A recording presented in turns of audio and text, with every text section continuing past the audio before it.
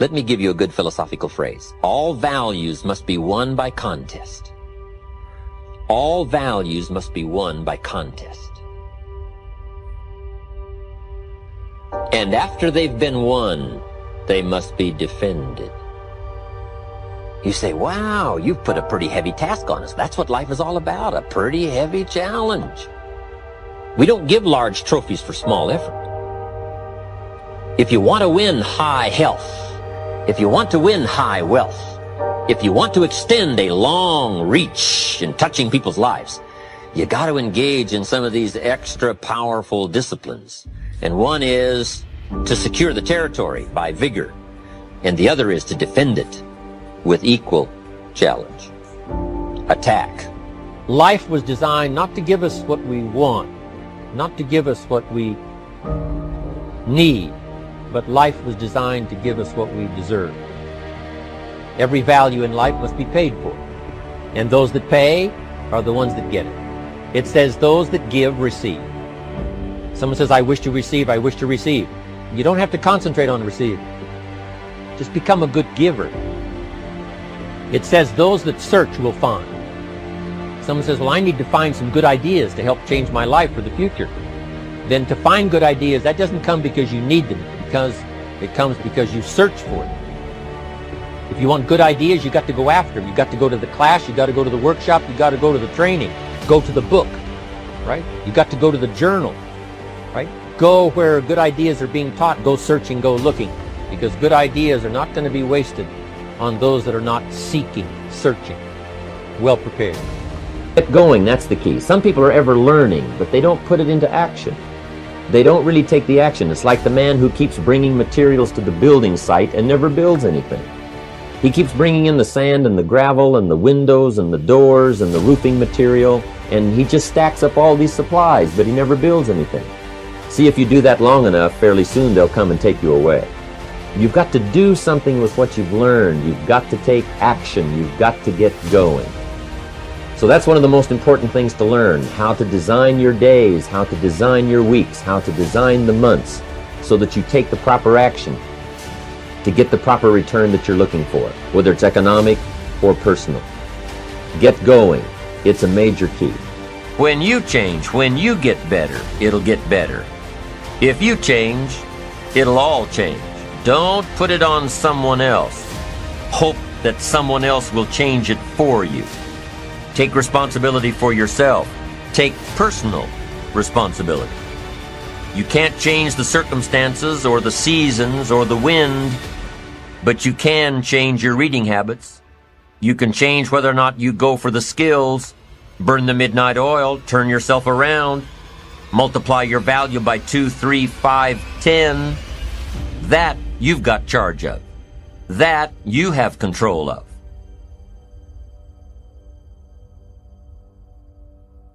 If you want your life to change, here's the source of it all. Ideas plus inspiration. The good news is, ideas are not that far away. I've got an excellent phrase for you to consider, one that will serve you well for the rest of your life. Everything you need is within reach. The ideas you need for life change or business change are within listening reach. They're within reading reach. In fact, there's probably a library not too far from you. The problem is, most people pass by libraries. Very few walk in. Andrew Carnegie set up all these libraries across the country thinking everybody would stop in. But no, almost everybody drives right on by. Do you know how many people own a library card in the United States? 3%. And guess how much they cost? Nothing. The ideas are within reach. But here's the key question. Who is going to reach? There's a simple biblical phrase that says, if you seek, you will find. But it's very important to know that finding is reserved for the seekers. We don't find what we need. We find what we search for. If you will search, if you'll try, if you'll go, if you'll listen, ideas are within reach. And ideas are life-changing.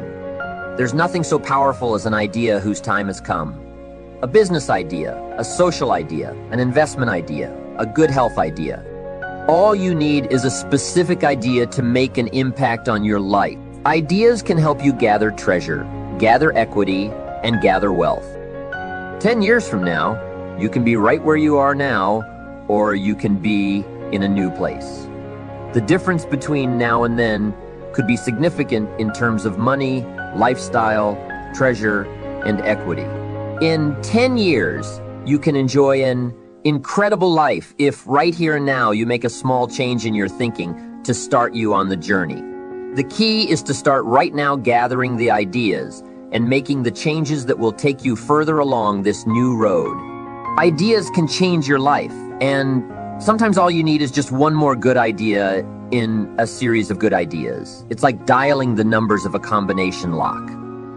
After you've dialed 5 or 6 numbers, the lock may not come open, but you probably don't need 5 or 6 more numbers.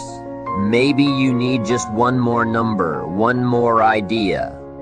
Maybe a seminar or a sermon can provide it. The lyrics from a song could do it. The dialogue from a movie could do it. Conversation with a friend might do it. If you keep your eyes and ears open, you'll find that one last idea you need. Once you find that idea, the lock comes open, and there's the door for you to walk through. Just one more idea, no matter where you get it, may be all you need to open that door of opportunity. If, however, the lock still doesn't open, you may be lacking in inspiration. Who knows why some people are inspired and some are not? Some people find a great idea and turn it down. Some people say that it costs too much. Some people say that it's going to take too much time. Some people are too busy. There are a lot of different reasons why some people are inspired to take advantage of a good idea while others pass it up. I call it mysteries of the mind, and I just leave it at that. There are some things I don't try to figure out. Some people buy and some don't. Some go for it and some don't. Some change and some don't. And if you've been around for a while, you can usually spot those who don't take advantage of a good idea.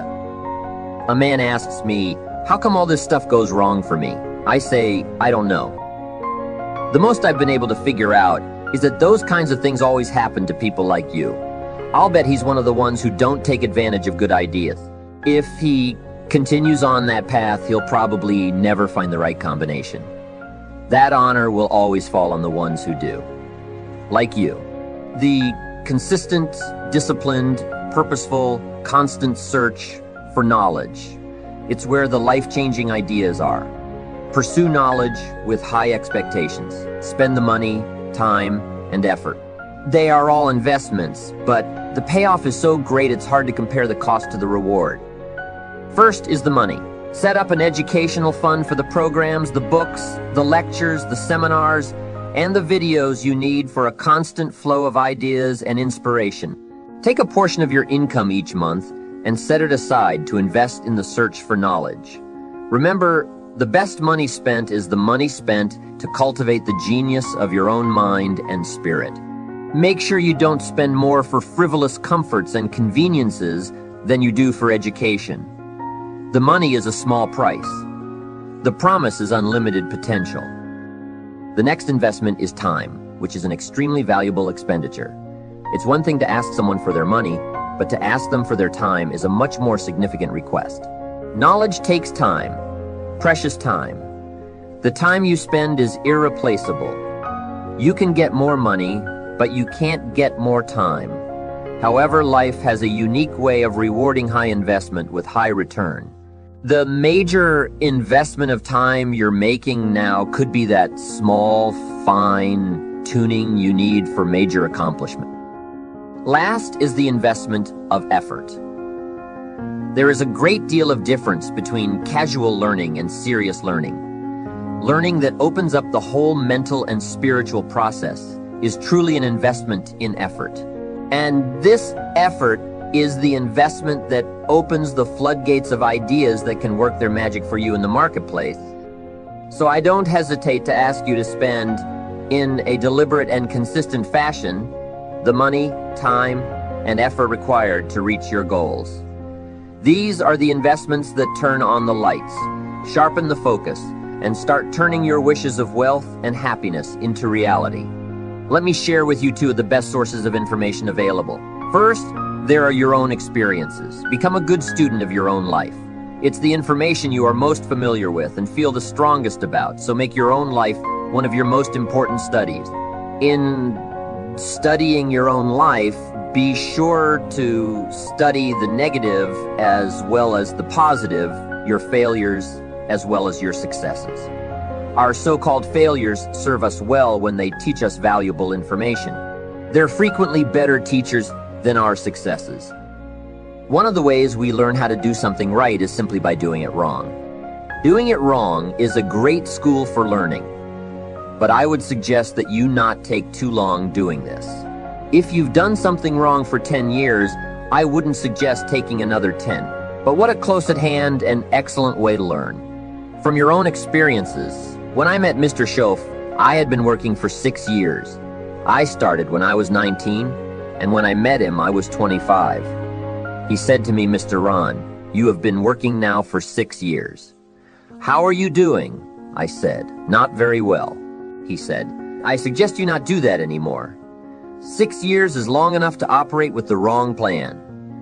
Next he asked, "How much money have you saved in the last 6 years?" I said, "Not any." He said, "Who sold you on that plan 6 years ago?" What a fantastic question. Where did I get my current plan that wasn't working well? Everyone has bought someone's plan. The question is, whose plan have you bought?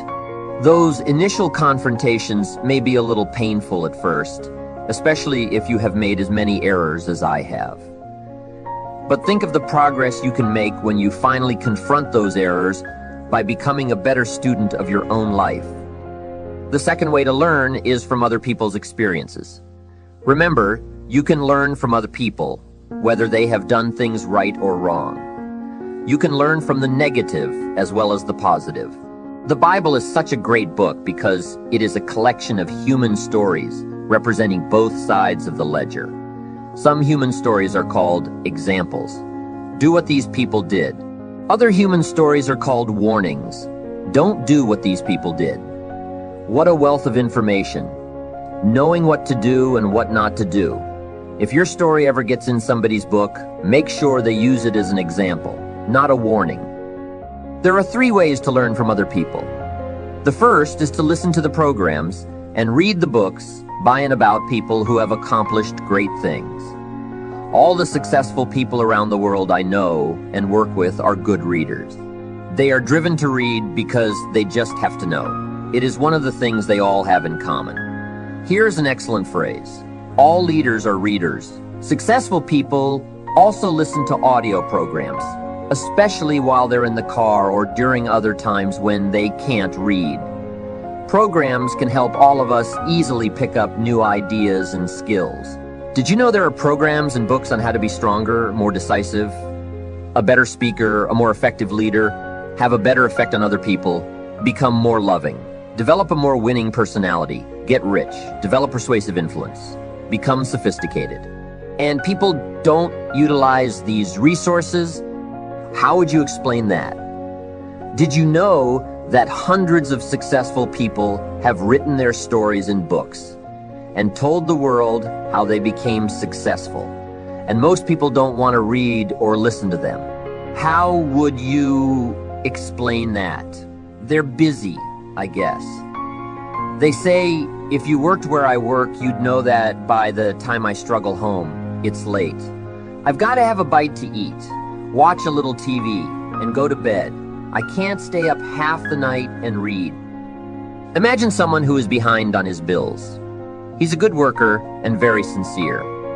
Unfortunately, you can be sincere and work hard all your life and wind up broke, confused, and embarrassed. You've got to be better than a good worker. You've got to be a good reader and a good listener.